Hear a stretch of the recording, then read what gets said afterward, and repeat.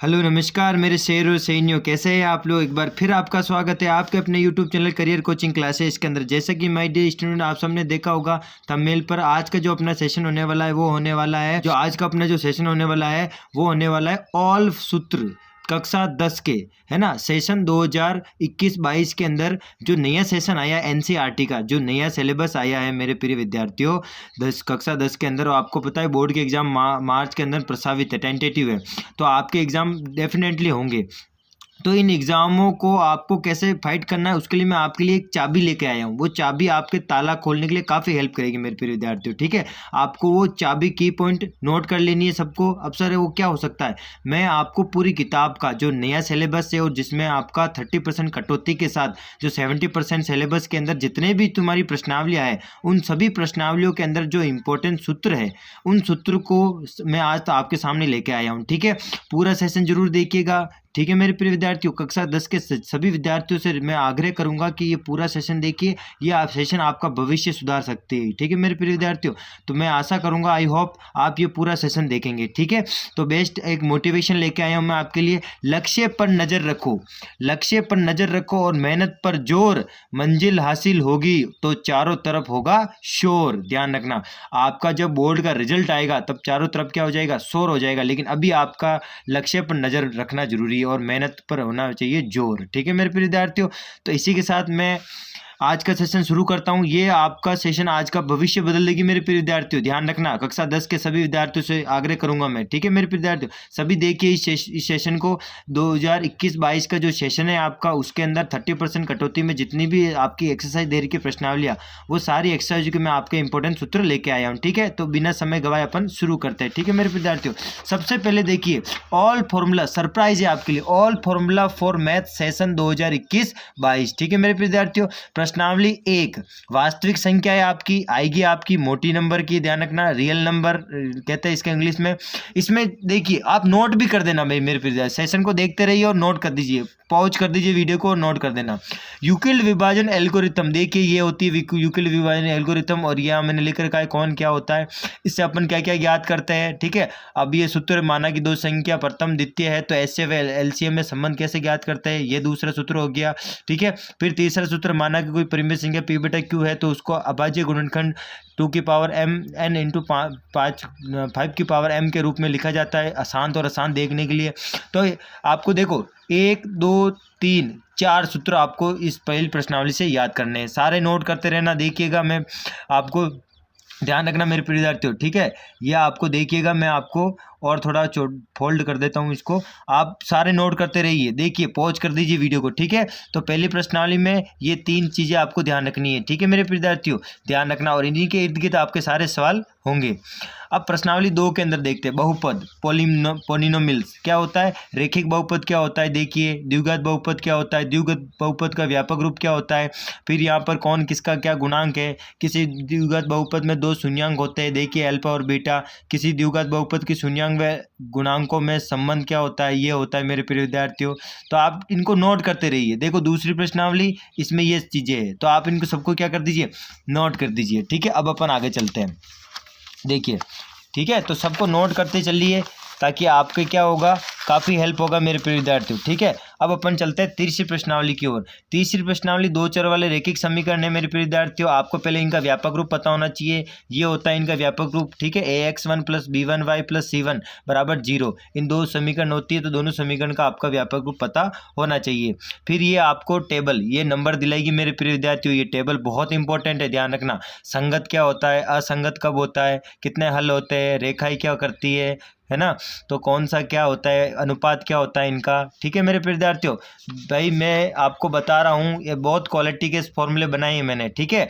मैं आपको अपनी झूठी तारीफ नहीं कर रहा हूँ, लेकिन ये सारे सूत्र आपको जब नोट कर रहोगे ना आप, तब आपको पता चलेगा कि वाकई में हमारा काम कितना से कम कर दिया इस सर ने, ठीक है। फिर इसमें 3 बीजगणितीय विद्या भी है, प्रतिस्थापन, विलोपन, वज्रगुण, इन तीनों विद्याओं को भी आपको देख लेना है, नंबर दिलाएगी ये तीनों विद्या, ठीक है मेरे विद्यार्थियों।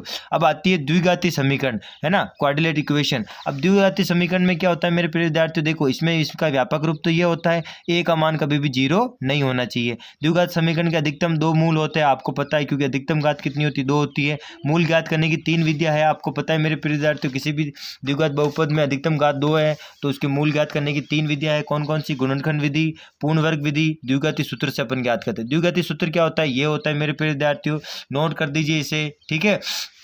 इसको श्रीधराचार्य सूत्र भी कहते हैं। अब आगे आ जाइए नीचे, द्विघाती समीकरण के मूलों की प्रकृति ज्ञात करने का व्यंजक क्या होता है? ये मूलों की प्रकृति ज्ञात करने का सूत्र होता है।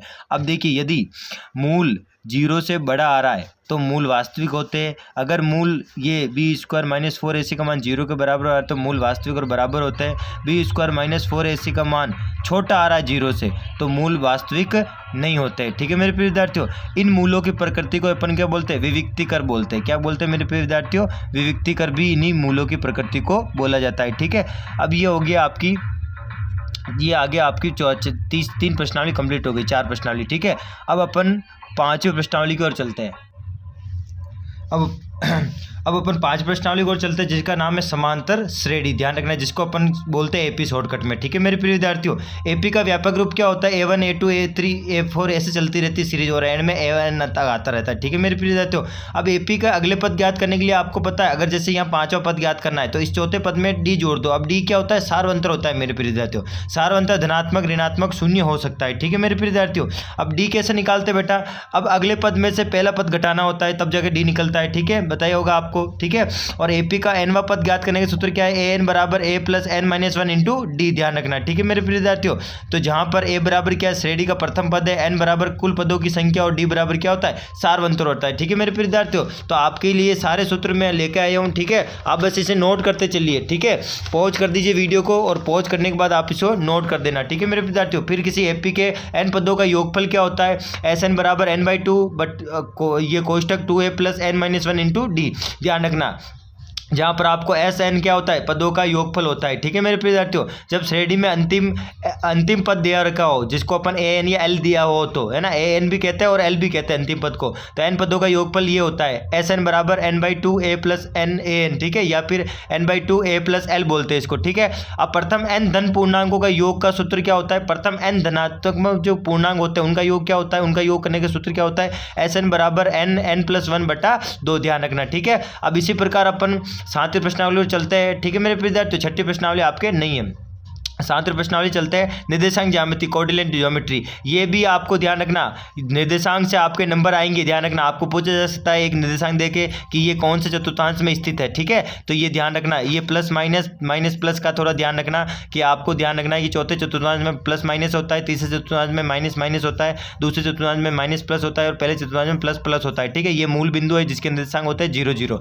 एक्स अक्ष ये होती है वाई अक्ष। ठीक है, एक्स अक्ष के निर्देशांकों को अपन भुज कहते हैं, वाई अक्ष के निर्देशांकों को अपन कोटि भी कहते हैं। ये भी आपको ध्यान रखना है। ठीक है मेरे प्रिय विद्यार्थियों, दो बिंदुओं के बीच की दूरी आपको कैसे निकालनी है? ऐसे निकालनी है, एक बिंदु ये, दूसरा बिंदु ये, इसके निर्देशांक ये, इसके निर्देशांक ये, तो ए बी बराबर क्या हो जाएगा? √(x2 - x1) का होल स्क्वायर प्लस है यहाँ पर। ठीक है, y2 - y1 का होल स्क्वायर। ठीक है मेरे प्रिय विद्यार्थियों, तो ऐसे निकलेगा ये निर्देशांक ज्यामिति वाला। ठीक है, अब आंतरिक विभाजन वाला सूत्र भी आपको पता होना चाहिए। जब कोई दो बिंदुओं को P पर कोई M1 और M2 में विभाजित किया जाता है ना, ध्यान, ये M1 नहीं है, ये कोमा है। ठीक है, ध्यान रखना, ये कोमा है। तो x का इस वाले निर्देशांक को कैसे निकालेंगे? M1 x2 plus M2 x1 बटा हुआ M1 प्लस M2। ठीक है, इस y को कैसे निकालेंगे?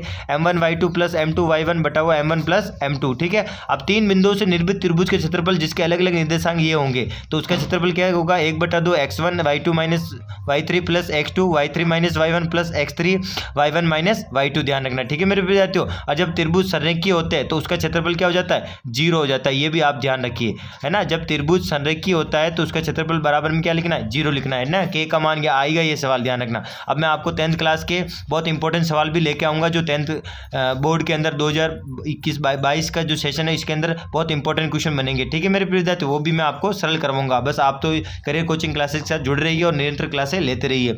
अब त्रिकोणमिति, आपको पता है एक समकोण त्रिभुज के ऊपर ये पूरी प्रश्नावली बनी हुई है। तो इसके 90 डिग्री के सामने में से कर्ण होता है, अगर ये थीटा न्यून कोण है तो इसके सामने में से लंब होता है और ये आधार होता है। ठीक है, इसमें पाइथागोरस प्रमेय होती है, कर्ण का स्क्वायर बराबर आधार का स्क्वायर प्लस लंब का स्क्वायर होता है पाइथागोरस प्रमेय। ध्यान रखना। अब त्रिकोणमिति अनुपात कितने होते हैं? 6 होते हैं। कौन कौन से? Sine theta, cos theta, tan theta, cosec theta, sec theta और कोट थीटा। ठीक है मेरे विद्यार्थियों, तो ये 6 त्रिकोणमिति अनुपात होते हैं। अब इनके लिए अलग अलग सूत्र है, ध्यान रखिए, है ना।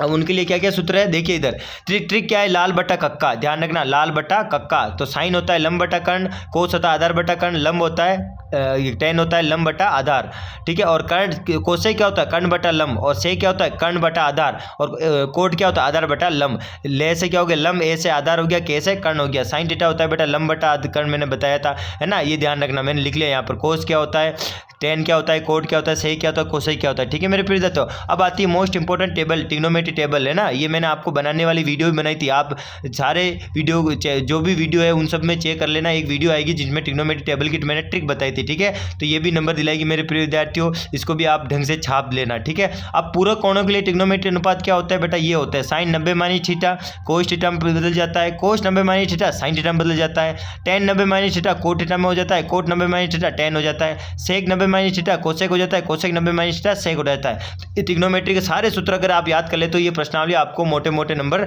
दिलाने वाली है, ठीक है मेरे प्रिय विद्यार्थियों। अब चलते हैं नेक्स्ट, आप वीडियो को पॉज कर लीजिए और फिर नंबर देख लीजिएगा। ट्रिग्नोमेट्री सर्व समीकरण आपको पता है sine square theta plus cos square theta बराबर 1 होता है। इसी प्रकार ये भी एक सर्व समीकरण है, ये भी एक सर्व समीकरण है। इन्हीं तीनों समीकरणों से मैंने दो सर्व समीकरण और बनाई है, ठीक है।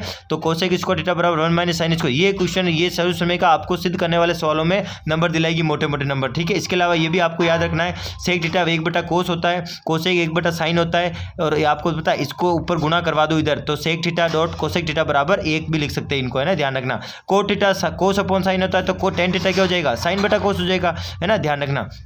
अब अपन सांख्यिकी की बात करते हैं, स्टैटिक्स है ना। जब आंकड़ों का माध्य निकालना हो तो x बार बराबर आंकड़ों का योग बटा आंकड़ों की कुल संख्या, ध्यान रखना, ठीक है मेरे प्रिय विद्यार्थियों।